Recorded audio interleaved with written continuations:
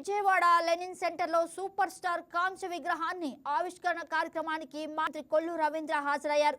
కృష్ణ విగ్రహం చాలా అద్భుతంగా ఆకర్షణీయంగా రూపుదిద్దుకుందని ప్రశంసించారు.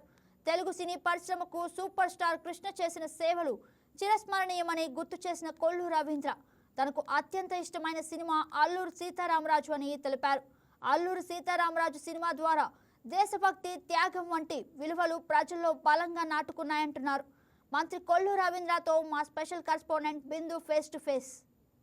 సూపర్ స్టార్ కృష్ణ విగ్రహావిష్కరణకి ఎక్సైజ్ శాఖ మంత్రి వర్యులు కొల్లు రవీంద్ర వచ్చారు. అసలు ఆయన అడిగి మరింత సమాచారం తెలుసు. ఆవిష్కరణకు వచ్చారు. ఎలా చాలా సంతోషంగా ఉంది. ఎందుకంటే కృష్ణ గారు అంటే మరి ఆనాటి తరంలో ఎన్టీ రామారావు గారు, నాగేశ్వరరావు గారు, కృష్ణ గారు అంటే తెలుగు పరిశ్రమలో ప్రతి ఒక్కరు కూడా మరి ఆయన సినిమాల కోసం ఎదురు చూస్తారు. అలాగే అనేక సందేశాత్మకమైన చిత్రాలు, ముఖ్యంగా కృష్ణ గారు నటించినటువంటి అల్లూరి సీతారామరాజు కానీ, ఈనాడు కానీ, ఇలా అనేక సినిమాలు ఆయన నటించారు.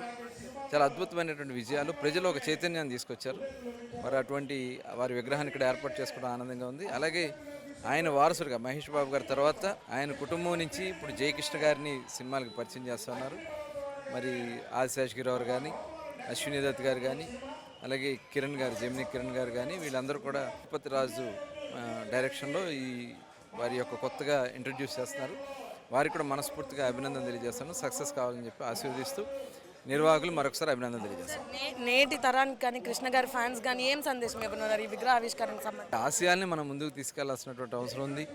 చిత్రాల్లో నటించడమే కాకుండా ఈరోజు కృష్ణ గారు అనేక సేవా కార్యక్రమాలు కూడా చేశారు. నిజంగా ఆయన అభిమానులు కూడా సపరేట్గా ఉంటారు. వాళ్ళు కూడా చాలా బాగా ఆర్గనైజ్ చేసేవాళ్ళు, సేవా కార్యక్రమాలు చేసేవాళ్ళు. దాన్ని కంటిన్యూ చేయాలని చెప్పి కోరుతాం. లాస్ట్ క్వశ్చన్, కృష్ణ గారి మూవీస్లో మీకు నచ్చిన మూవీ ఏంటి అందరికోసం? నేను అల్లూరి సీతారామరాజు సినిమా చాలా అద్భుతంగా వారు చేయడం జరిగింది. దాన్ని చాలాసార్లు చూసాం. అందులో పాటలు కానీ, ఆయన నటన కానీ చాలా అద్భుతంగా ఉంది.